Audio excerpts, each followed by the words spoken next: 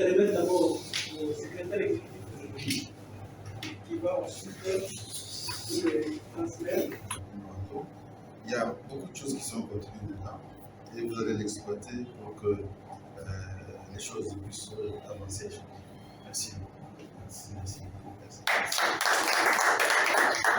C'est un geste simple mais très significatif et symbolique.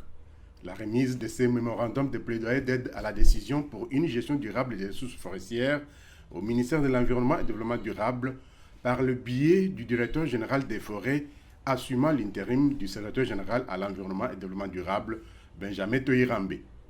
Document remis à l'occasion de la clôture de la 3e campagne conduite sous les auspices du Réseau national des observateurs indépendants des ressources naturelles RENOI, mise en œuvre par le groupe de travail forêt GTF RDC et les membres du pôle forêt. La campagne a été axée sur la problématique d'exportation de grumes et la rétrocession de la redevance forestière ayant pour vocation la réalisation des infrastructures de base. Bienvenue Ngoy, coordonnateur national du groupe de travail forêt, est plus que satisfait du travail que sa structure abat dans la promotion d'une exploitation durable des ressources forestières de la RDC et la canalisation des dividendes pour le développement durable des communautés. Le groupe de travail forêt, c'est l'organisation qui pilote les pôles forêts dans la grande famille des réseaux nationaux de l'observation indépendante en République démocratique du Congo. Nous sommes à notre 3e campagne pratiquement, depuis que nous avons commencé. Mais cette fois-ci, on a mis le focus sur les réalisations des infrastructures de base issues de la taxe de superficie que payent les concessionnaires forestiers. Et donc, nous avons voulu vérifier comment ces processus fonctionnent, parce qu'il est prévu que 60% puissent rester dans les trésors publics, 40% au niveau provincial, mais au niveau provincial, il faut rétrocéder aussi 15% aux ETD dans le cadre de la réalisation des infrastructures de base. C'est un mécanisme important qui peut lutter contre la pauvreté et qui peut améliorer les conditions de base, les conditions de vie pour les communautés de base. Et donc aujourd'hui, après les analyses que nous avons faites avec toutes les parties prenantes, le secteur privé, la société civile, l'administration, il fallait voir dans quelle mesure fonctionnent ces mécanismes, faire un état de lieu, mais aussi faire des propositions, des recommandations à l'intention de l'autorité, la haute autorité de l'administration forestière et le gouvernement. Le deuxième volet, c'était comment se comporte la disposition relative à l'exportation de grumes. Comme vous savez, il est recommandé à ce qu'on puisse plus transformer localement le bois ici, plutôt que d'en exporter sous forme de grumes. Mais cette disposition souffre encore d'exécution et nous avons donc fait les contours, qu'est-ce qui fait que ça ne puisse pas marcher comme c'est prévu, et faire des propositions concrètes à l'autorité afin que nous puissions avoir une certaine valeur ajoutée par rapport à l'exportation de notre bois en République démocratique du Congo. Comme il en est de coutume dans pareilles circonstances, le GTF a formulé des recommandations à l'endroit du ministère de l'Environnement et du Développement durable, dont voici quelques-unes. Le secrétaire général à l'intérim du ministère de l'Environnement et du Développement durable nous a beaucoup félicité, mais également elle a insisté sur des recommandations relatives aux sanctions.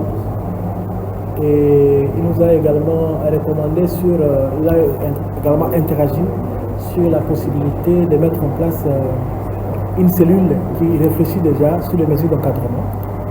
Nous savons que, vous savez, par rapport à d'autres pays dans le bassin du Congo, nous avons un nombre très faible en termes d'unités de production par rapport à d'autres pays comme le Gabon, etc. Donc on ne peut pas promouvoir une production de transformation locale si on n'a pas d'industrie, par exemple.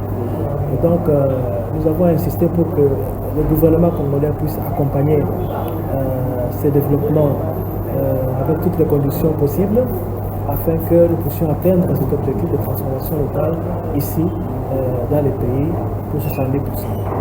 Donc ça c'est important. Pour la relevance aussi, nous avons vu qu'il y avait beaucoup de polémiques, beaucoup de problèmes entre les différentes institutions d'assiettes pour que finalement on puisse retracer tout ce qui revient aux ETD et aux provinces, mais surtout pas seulement retracer, mais que ces moyens-là récoltés puissent effectivement réaliser des infrastructures de base comme le législateur avait prévu. C'est ça la plus grande préoccupation. De son côté, le directeur général des forêts, Frédéric Djengo Bossoulou, qui a réceptionné ce mémorandum, a reconnu l'importance du débat et des échanges constructifs engagés par les GTF, tout en remerciant les acteurs qui ont participé aux analyses et aux consultations tant à Kinshasa qu'à l'Équateur. Je suis content parce que je suis déjà devant moi les plus anciens collaborateurs de la société civile. En tout cas, au nom du secrétaire général, nous pouvons que vous remercier de ce service que vous nous rendez et ces livrables aussi que vous nous offrez et qui traitent des problèmes qui sont très très délicats et sur lesquels nous nous sommes toujours référés. Je crois qu'on a eu la chance avec René d'être parmi les membres du comité de révisitation et aussi de participer ensemble dans les états généraux de forêt et même pour la consolidation des recommandations.